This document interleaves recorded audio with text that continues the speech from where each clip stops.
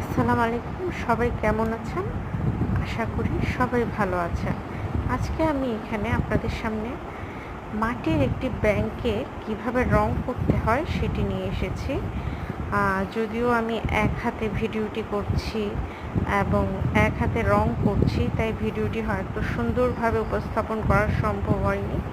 তারপরও আমার দ্বারা যতটুকু সম্ভব হয়েছে আমি আপনাদের সাথে শেয়ার করেছি।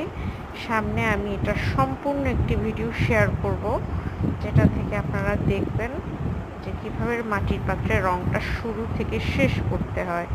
এই ব্যাঙটির আরও অনেক কাজ রয়েছে, আরও কাজ শেষ করে আমি আপনাদের সামনে সম্পূর্ণ ভিডিওটি আবার আনব। আশা করি আপনাদের ভালো লাগবে, আর ভুল ত্রুটি হলে ক্ষমা সুন্দর দৃষ্টিতে দেখবেন। ভিডিওটির সাথেই থাকুন এবং আমার কাজটি শেষ হওয়া পর্যন্ত একটু দেখতে থাকুন।